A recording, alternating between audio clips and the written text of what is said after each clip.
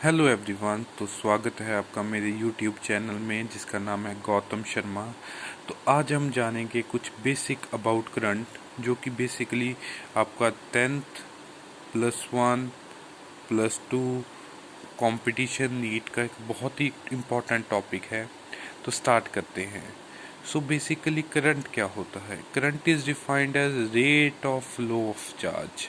बच्चे यहाँ पे जो वर्ड रेट होता है इसका मतलब होता है changing with time. Change with time.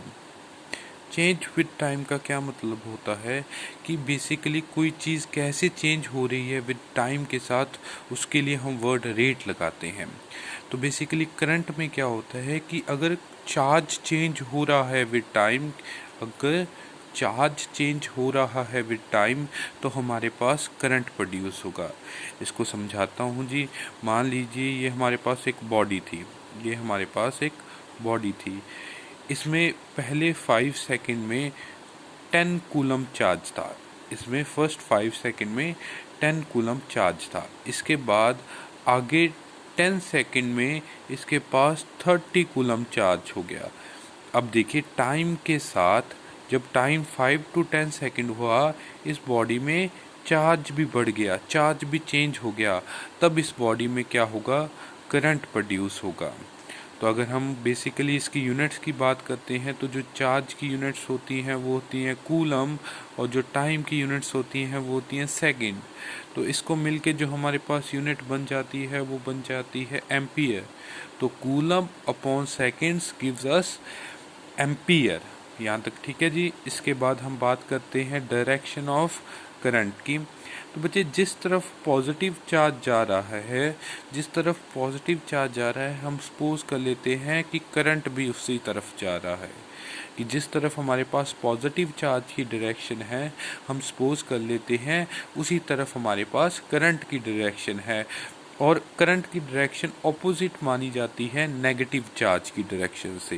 ये बाय कन्वेंशंस लिया जाता है। हम मान के चलते हैं कि जिस तरफ पॉजिटिव चार्ज जा रहा है उसी तरफ करंट जाएगा, और जिस तरफ नेगेटिव चार्ज जा रहा है उसके ऑपोजिट डायरेक्शन में करंट जाएगा। अब एक बहुत इम्पॉर्टेंट बात, क्योंकि इलेक्ट्रॉन्स जो होते हैं वो बेसिकली कौन से चार्ज होते हैं? हमारे पास नेगेटिवली चार्ज होते हैं। तो बेसिकली डायरेक्शन ऑफ करंट जो होगी वो ऑपोजिट होगी डायरेक्शन ऑफ इलेक्ट्रॉन्स के। जैसे कि इस पिक्चर में आपको रिप्रेजेंट किया गया है कि डायरेक्शन ऑफ इलेक्ट्रॉन्स आपके राइट में जा रहे हैं, तो डायरेक्शन ऑफ करंट उसके ऑपोजिट होगी टुवर्ड्स लेफ्ट में। मेरी यहाँ तक बात समझे जी? सॉरी जी, गलती से टुवर्ड्स लेफ्ट में। यहाँ तक ओके जी। इसके बाद बच्चे बेसिकली आगे समझते हैं। अब आप कहेंगे कि करंट स्केलर है या वेक्टर? करंट स्केलर है या वेक्टर? मोस्ट ऑफ द बच्चे मुझे कहेंगे कि करंट एक वेक्टर क्वांटिटी है क्योंकि मैंने उसकी डायरेक्शन रिप्रेजेंट करी है। पर ऐसा इस केस में नहीं है बच्चे, करंट एक स्केलर क्वांटिटी है। अब आपसे मुझसे बच्चे पूछेंगे सर ऐसा कैसे हो गया? क्योंकि बच्चे इसमें क्या होता है भी, हमारे पास कुछ लॉज होते हैं जिनको हम स्केलर्स लॉ कह देते हैं या फिर वेक्टर लॉ कह देते हैं, जो वेक्टर लॉ ऑफ एडिशंस होते हैं। तो बेसिकली किसी चीज़ को वेक्टर बनने के लिए इन वेक्टर लॉ को फॉलो करना ज़रूरी है, और अगर कोई चीज़ स्केलर है तो उसको स्केलर लॉ को फॉलो करना ज़रूरी है। अगर हमें करंट को बताना है कि वो वेक्टर है तो उसको वेक्टर लॉ को फॉलो करेगा, पर ऐसा इस केस में नहीं होता। करंट वेक्टर्स लॉ को फॉलो नहीं करता, बल्कि ये किसको फॉलो करता है? स्केलर लॉ को फॉलो करता है। स्केलर लॉ को फॉलो करने की वजह से इसको हम एक स्केलर क्वांटिटी माना जाता है। तो मेरे ख्याल से आपका मेरा ये लेक्चर पसंद आया होगा। ये मेरी फर्स्ट वीडियो थी।